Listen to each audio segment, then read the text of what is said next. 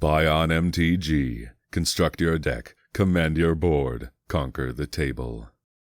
Hello out there in the wide world of web. This is Rob with Buy on MTG. We're doing a little Commander night, and everybody did their mulligans. Everybody's got keepable hands.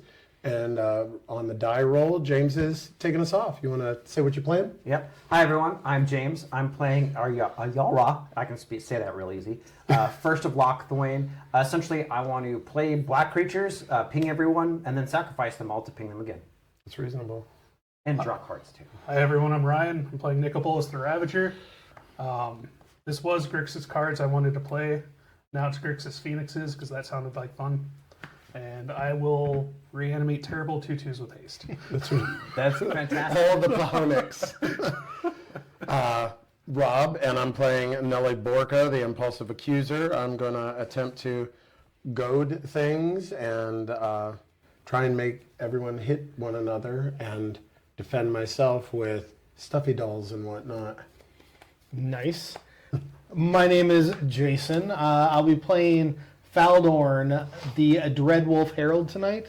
So I'm going to attempt to cast things from exile, make a bunch of wolves, and hopefully get some overrun effects going on. All right. Any pregame effects? Nope. Let me double check. Nope, clear. I don't play tryhards. It's all you then. I'm going to drop. James starts out with the swamp and passes the turn. Ryan starts out crazy strong with a fetch land, fetches for Watery Grave, shocks it in, and casts a Mystic Remora. Rob starts out with a fetch land, but he doesn't shock, passes to Jason. Jason starts out with a tapped Cinderglade and passes back to James. James draws, plays a swamp, thinks the fish looks a little hungry, so he taps and casts a Soul Ring. He then taps for 3 more to cast the Derelict Attic side of the room to draw 2 and lose 2. Feeding the fish yet again, Ryan has drawn a total of 2 cards off of Mystic Remora. Passing over to Ryan, he untaps, and on his upkeep, he puts a time counter on Mystic Remora. He elects to pay it because it fed him 2, so why not give it another round? Ryan plays a mountain for turn, moves to clean up, and discards an Aurora Phoenix. Passing to Rob, he untaps and draws. Sighs because he has to feed the fish or stifle his board state, so he plays a mountain. Taps 2 for an Arcane Signet, which feeds the fish. That's 3 cards from it. And then he taps that for an Esper Sentinel. Passing over to Jason, he untaps and draws for turn. He feels like everybody else has fed the fish, so why not? He plays a mountain, taps for 2 for an Arcane Signet, just like Rob. Ryan draws off a Mystic Remora again. That is card number 4. That also triggers Rob's Esper Sentinel, so he gets to draw as well. Passing over to James, he untaps and draws for turn, plays a Cabal Stronghold as his land. James taps for 3 for a Midnight Reaper. With that, James passes the turn over to Ryan, who's going to untap. On his upkeep, he's going to add a time counter to Mystic Remora. He elects to not pay the 2, so he lets the fish go and he draws for turn. Plays a swamp and then taps for 3 for a Frantic Search. Can't pay Esper Sentinel, so Rob gets to draw. He then taps for 3 more for a Warden of the Isle. Done with his turn, he's passing over to Rob, who untaps, upkeep, and draws for turn. Rob plays the Plains as his land for turn and then taps for 4 and runs out Nelly Borka. Passing over to Jason, he's going to untap, no actions on his upkeep, and draws for turn. Jason taps for 3, brings out Faldorn. Unfortunately, Jason's going to miss his land drop, so he passes over to James. James untaps, and no actions on his upkeep, draws for turn, and then plays a High Market as his land. James then taps for 3 and pays 1 into Esper Sentinel for a Bastion of Remembrance. James moves to combat, swings the Midnight Reaper at Jason for 3, which is going to trigger Rob's Nelly Borka. James and Rob are each going to draw a card. Cruises on through his second main and passes over to Ryan. Ryan untaps, no actions on his upkeep, and he draws for turn. Ryan plays an island for turn. Ryan taps 2 and pays the 1 to Esper Sentinel for a Baked Potato. Ryan then taps for 1 and bolts Rob's Esper Sentinel. Ryan moves to combat. He's not going to fall for that Nelly Borka BS, so he hits Rob in the face for 2. Passing the turn over to Rob, he untaps, no actions on his upkeep, and he draws for turn. Rob plays the Slayer's Stronghold as his land for turn. Rob moves to combat, swings Nelly Borka at Ryan for 2 commander, and he's going to suspect Ryan's creature. Second main, Rob taps for 2 for a Talisman. Rob then taps for 4 more, colorless off of the Talisman to not take damage, and casts a Trouble in Pairs. Done with his turn, he passes over to Jason, who's going to untap, and no actions on his upkeep, and draws for turn. Jason taps for 2 for a Passionate Archaeologist. Unfortunately, Jason's going to miss another land drop, and he's passing over to James. James is going to untap, no actions on his upkeep, and he draws for turn. James plays the swamp for turn. James taps for 3 black and brings out Ayara. She ETBs, so she drains each opponent for 1, and James gains 1. Nobody wants to draw off of Nelly Borka, so he passes over to Ryan. Ryan untaps, no actions on his upkeep, and he draws for turn. Plays an island as his land for turn. Taps for 3 and brings out Bolas because he's discounted by 1. Bolas ETB, each opponent has to discard a card. Ryan moves to combat. His creature is goaded, so he swings at James for 2. That's going to trigger Nelly Borka, so Ryan and Rob are each going to draw a card. Ryan drawing his second card this turn is going to trigger Rob's Trouble in Pairs, so he gets to draw again. Ryan doesn't want to feed Trouble in Pairs anymore, so he passes over to Rob. Rob's going to untap. On his upkeep, Ryan taps for 2 and terminates Nelly Borka. Then Rob draws for turn. Rob plays the Plains as his land for turn and then runs Nelly Borka right back out. Passing over to Jason, he untaps, upkeep, and draws for turn. The whole table cheers as he finally hits his land drop, plays a mountain. Jason taps for 4 for a Bloodbraid Elf, Cascade trigger. Going to cascade into a Light Up the Stage, and he's going to cast that, so that's his second spell for turn, so Rob's going to draw off Trouble in Pairs. Jason's then going to exile the next 2 cards off of Light Up the Stage. Light Up the Stage casting from exile also is going to trigger Faldorn, so Jason's going to make a wolf. It also is going to trigger his Passionate Archaeologist, so he shoots Rob in the face for 3. All done with his turn, he passes over to James. James is going to untap, no actions on his upkeep, and he draws for turn. James plays a swamp as his land for turn. James pays 4 to unlock the Widow's Walk side of his rooms. James moves to combat and sends his 2/1 soldier with Death Touch at Rob. Rob elects to not block and take the 2 damage. Done with his turn, he's passing over to Ryan. Ryan's going to untap, upkeep, no actions, draw for turn. Ryan plays Cascade Bluff as his land for turn. Ryan asks Rob how many cards he has in his hand, so we all assume it's a Jessica's Will. So, as opposed to casting it now, he moves to combat and swings at Jason in the air to trigger Nelly Borka. Jason can't block, so he takes 2 in the air, and Rob and Ryan each draw a card. That's Ryan's second card this turn, so Trouble in Pairs is going to trigger, so Rob draws again. Ryan taps for 3, casting Jessica's Will, targeting Rob. Rob has 10 cards in hand, so Ryan gets 10 red mana. Ryan uses Cascade Bluff to make 2 blue out of the red, and then uses 1 of the blue and 2 of the floating red to cast a Rhystic Study out of the exiled cards from Jessica's Will. That's going to be his second spell for a turn, so that's going to trigger Rob's Trouble in Pairs, so Rob gets to draw. Ryan then uses the second floating blue and 1 of the floating red for a Ledger Shredder. Ryan taps 3 more and uses 4 more of the floating to flip his Bolas into the Planeswalker side. Bolas starts at 7 loyalty. Ryan's going to tick him up +2 to draw 2 cards. Ryan uses last 2 floating for a Mind Stone. Done with a pretty amazing turn, Ryan passes over to Rob. Rob's going to untap, no actions on his upkeep, and he draws for turn. Rob plays a mountain for turn.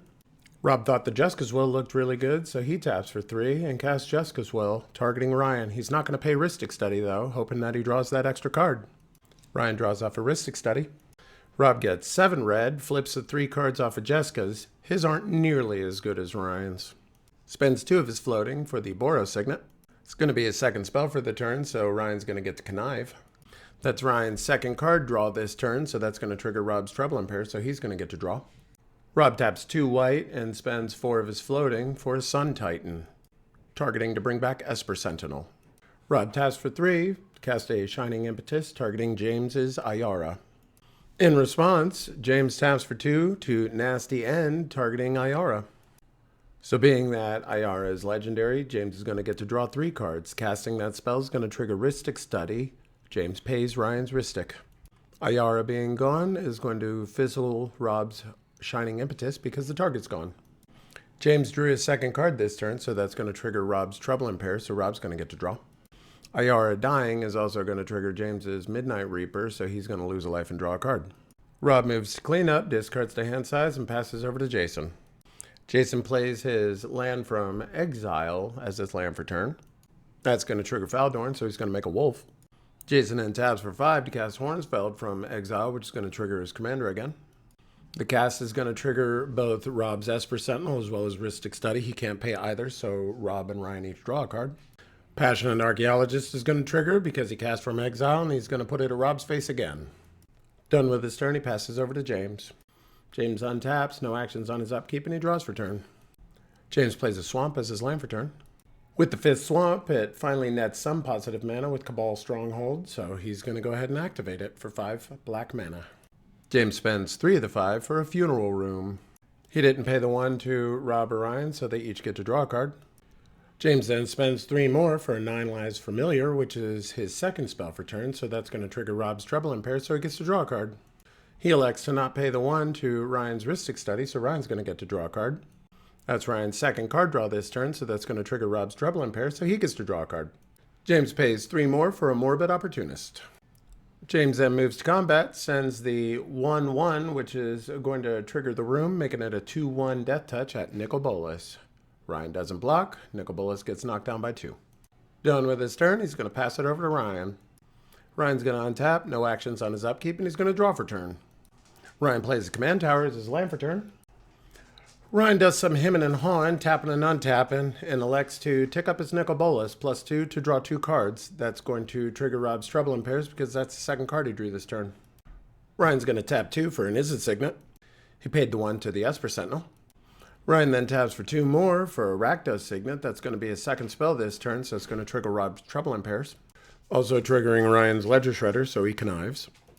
Ryan then taps for 3 for Culligan's Command, targeting Rob's Esper Sentinel, shocking James in the face and bringing his Chandra's Phoenix back to hand. Ryan then casts his Phoenix.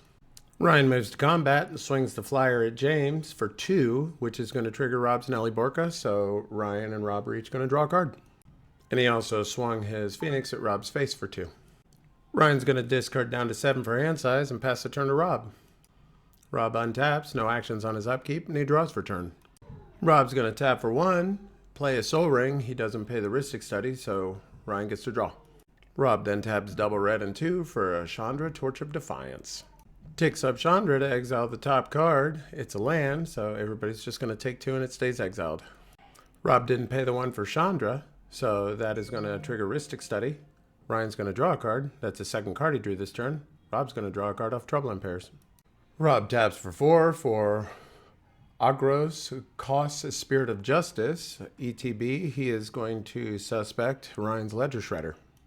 Rob moves to combat. He sends a total of 8 Vigilance at Bolas. Nelly Borka trigger, he's going to suspect Ryan's other creature, the Phoenix. On the Sun Titan trigger, he's going to bring back Shining Impetus, putting it onto Jason's Faldorn. Rob then plays a mountain as his land for turn. Rob moves his cleanup and discards down to hand size, passes over to Jason. Jason's going to untap, no actions on his upkeep, and he draws for turn. Jason's going to start out by discarding a card to activate Hornfeld. Out of the exiled cards, Jason's going to play a land for turn. It's going to trigger his commander. He's going to make a wolf. Jason's going to tap for 5 for Inspired Tinkering. He's not going to pay Ryan's Rhystic Study. Ryan gets to draw. Jason is going to sacrifice 2 of the treasures to cast an Explore. That's going to be his second spell this turn, so that's going to trigger Ryan's Ledger Shredder as well as Rob's Trouble Impairs. So Rob's going to draw, and Ryan will connive. Ryan draws his second card for the turn, so that's going to trigger Rob's Trouble Impairs, so Rob gets to draw. He's also not going to pay Ryan's Rhystic Study, so Ryan gets to draw there as well. Jason Exploring is going to draw him a card, and he also gets to play an additional land, so he's going to play the Exiled Forest, which is going to trigger his commander to make a wolf, and casting the Explorer from exile is also going to make him a wolf. Also going to trigger Jason's Archaeologist, and this time he's going to send the 2 at Ryan. Jason moves to combat. His commander is goaded, so he has to swing it. He's going to swing it at Bolas, which is going to knock down Ryan's Planeswalker / commander. It's also going to trigger Rob's Shining Impetus, so he gets to make a treasure. Jason moves to his end step. Unfortunately, Wildmage Sorcerer has to remain exiled. Passing over to James, he's going to untap, no actions on his upkeep, and he draws for turn. James plays Swamp as his land for turn. A little bit of table talk. Everybody decides Rob needs to die. James activates his Cabal Stronghold for 6 black mana. He uses 2 mana to feed the Swarm Rob's Trouble Impairs, so he's going to lose 4 life. He then spends 4 more for Defiled Crypt. He doesn't pay the 1 to either of the Rhystic Study triggers, so Ryan gets to draw 2 cards. James taps for 1 more for a Tortured Existence, and he keeps feeding Rhystic, so Ryan draws again. James then taps for 5 more for a Grey Merchant of Asphodel, current devotion being 12. Rob taps for 3 for Teferi's Protection. Ryan and Jason each lose 12, and James gains 24 life. Also, Rob couldn't pay the 1 for his Teferi's Protection, so Ryan is going to draw 1 off a Rhystic Study. Ryan also remembered his Connive trigger, so he goes ahead and does that now. James moves to combat and swings his 2/1 Death Toucher at Ryan. He's going to take 2. Done with his turn, he passes over to Ryan. Ryan's going to untap, no actions on his upkeep, and draws for turn. Plays Luxury Suite as his land for turn. Taps 1 for a Soul Ring. Ryan, feeling generous, he casts a Deep Analysis for the flashback costs and has Jason draw the cards.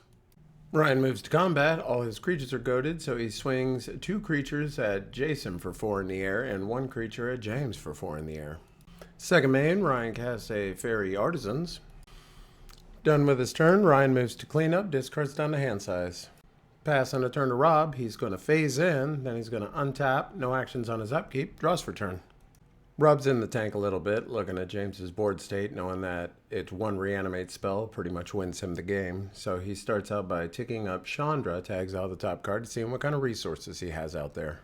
Finds an Immortal Obligation, so he goes ahead and casts it, targeting 1 of the Phoenix out of Ryan's graveyard. Going to trigger Rhystic Study, so Rob counts out and thinks he needs all of his mana, so he lets Ryan draw. We don't have a duty counter, so we just use another one of the ability counters as a dice, and we will remember. Rob then taps for 5 more for a Slicer. He also taps for 5 more for a Stuffy Doll, naming James. Ryan's Fairy Artisan also triggers twice, once for Slicer and then once for Stuffy Doll, so James is going to be the target of both of those stuffies. Ryan remembers the Rhystic triggers, and Rob didn't pay either of them, so he draws 2 more. Rob is going to move to combat, and in response, Ryan has a Magma Quake on 6. This would, of course, do 6 damage to each non-flying creature and each planeswalker. With that on the stack, Rob casts a Flawless Maneuver for free because he controls his commander. Ryan draws off a Rhystic Study. Jason's digging for an answer, so in response, he activates the Horn by discarding a Warstorm Surge. Not finding anything, he discards again. Still nothing, so he discards a Chaos Wand. Keep on digging. No further responses. All non-flyers takes 6, so it's going to kill all of Jason's board. It's going to kill all of James's board. It's going to trigger the 9 lives, so it will come back. It doesn't kill anything on Ryan's board because the only non-flyer he has is a Stuffy Doll, which is going to take 6, redirected to James. And it doesn't kill anything on Rob's board because everything is indestructible. But the Stuffy Doll does take 6, which is going to be redirected to James. It will trigger James's Morbid Opportunist, so he will lose a life and draw a card. James has a total of 5 creatures dying, which is going to trigger his Funeral Room as well as the Bastion of Remembrance. So it's going to be a total of 10 damage to each opponent, and he is going to gain 10 life. This is also going to trigger James's Midnight Reaper 4 times, so he's going to lose 4 and draw 4. Rob's going to move to combat, full swings at James. It will trigger Nelly, Argus, and Sun Titan. With the Sun Titan trigger, he's going to bring back Esper Sentinel, which is going to trigger Ryan's Fairy Artisans, and then the 2 suspects are going to suspect the Fairy Artisan as well as the Esper Sentinel token. It ends up being a total of 20 damage at James. On the next end step, James's 9 life will come back, and the exiled cards Jason had stay exiled. James's cat coming back is going to trigger Defiled Crypt, so he's going to make a 2/2 black horror enchantment creature. Passing the turn to Jason, he's going to untap. On his upkeep, he's going to gain control of Slicer, and he draws for turn. Jason then taps for 5, recasts his commander. That's going to trigger Ryan's Fairy Artisan. He gets 1. Jason didn't pay the 1 to Rhystic Study. I think everybody's just kind of accepted the fact that Ryan's drawn a million cards this game. Jason digging for something to do. He's going to discard to the Horn to exile 2 cards. Didn't find anything he was looking for. He's going to discard again for the next 2 cards. He's going to tap for 2 and cast the Direfleet Daredevil from exile. That's going to trigger Faldorn to make a wolf. The cast trigger from Passionate Archaeologist, he's going to have James lose the 2 life. Ryan's Fairy Artisan's going to trigger, but he doesn't have any mana, so he doesn't really care about which spell to pick. Jason swings Slicer at James. He's going to block with the cat, so it's going to trigger Bastion of Remembrance, and everybody's going to lose a life, and he gains life. Jason moves to his end step, so the exiled cards are going to remain exiled. James's cat comes back, which is going to trigger the enchantment, and he gets another horror as well. Turn goes over to James. He's going to untap. On his upkeep, he gets control of Slicer, and he draws for turn. James plays the Swamp as his land for turn. James is going to start out by activating Cabal Stronghold for 7 black mana. He spends 6 mana on a Vein Ripper. He used the 1 extra to pay the Rhystic Study so Ryan doesn't get another card. You have to send the message. James is going to pay 1 to unlock the Cadaver Lab. He's going to bring back Gary. It's also going to trigger the Crypt, so he's going to get another horror. He then spends 5 and casts a Grey Merchant of Asphodel, which is going to trigger Ryan's Fairy Artisan. So he's going to get a Grey Merchant of Asphodel. So Ryan's going to drain everybody for 2, and he's going to gain 6. So now James has a drain 13 on each player and him to gain 39. In response, Jason is going to exile a card to Horn. Jason keeps on digging. Nobody can find any answers, so James drains the table. Hello out there on the wide world of web. This is Rob with Bion MTG. Man, that was certainly one heck of a game. Unfortunately, Jason missing 2 land drops that early on. I think it impacted him enough that he wasn't able to recover. That in conjunction with just the surplus of cards that both Ryan and myself were drawing in total, and just us all beating the heck out of each other. Jason just really wasn't able to claw back in, unfortunately. James seized the opportunity and drained us out pretty handedly. So overall, I think it was pretty cool. I did, just out of curiosity, how many cards were actually drawn in that.